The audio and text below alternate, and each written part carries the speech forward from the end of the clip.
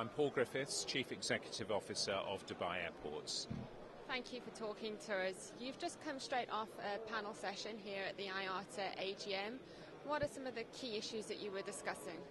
Well, one of the key issues is whether the airports industry can provide more cost-effective infrastructure to allow its airlines to grow profitably. And I think the key to this is actually not just on the airport companies but also governments to create the ability for airports to provide cost-effective capacity to an adequate level of service quality to the airlines, and to make that capacity cost effective and available at user charges that will bring fares down.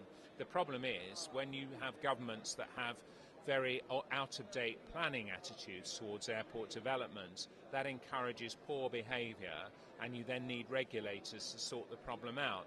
Much better to have a good flow of capacity and to look at aviation as a key part of the social and economic infrastructure of a country, and to act accordingly and allow the airports and the airlines to bring about greater mobility and greater prospects of economic success for the citizens of each country. Taxes at airports are obviously, a big concern. If we were to compare, say, Dubai Airport with Heathrow, can we discuss that a little bit, and what advantages you have being in the Middle East? Well, aviation in Dubai contributes $22 billion to the economy every year, and it's 28% of total GDP.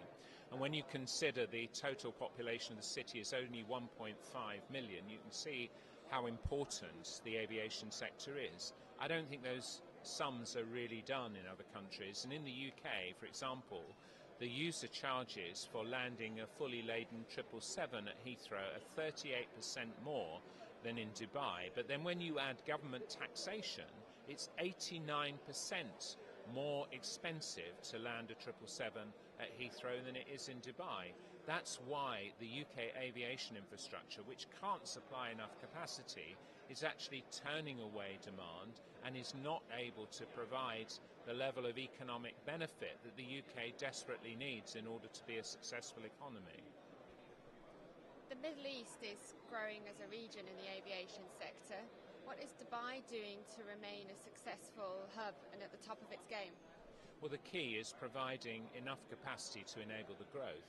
And I'm not just talking about the home-based carriers, but the 140 plus airlines that serve Dubai have always enjoyed an open skies regime since the airport was started in 1960.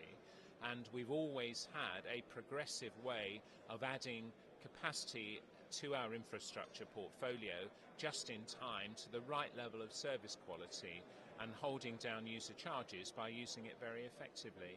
We've got to carry on doing that. We've just had 9 months of consecutive double-digit growth every month, and we have a 7.8 billion expansion program to get us to 100 million in terms of capacity at an airport that's smaller than Heathrow by 2020.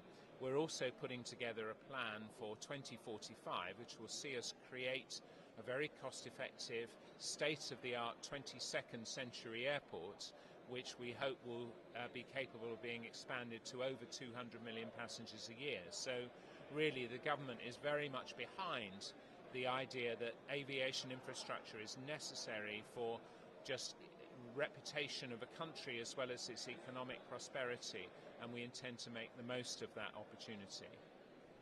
And then just lastly, the climate change resolution has caused much debate in yesterday's discussions. What are your opinions around this, and what is Dubai Airport doing to lessen its impact on the environment? Definitely, it's a very welcome initiative, and actually Dubai's already doing an awful lot to make sure that we minimise the carbon footprint of both the airport and the operations. We've got something like 274 passengers per movement throughout the Emirates fleet, which is predominantly A380 and 777 based. And so if you're carrying that many passengers in a single aeroplane movement, you're already contributing towards minimising the carbon footprint of the actual operation.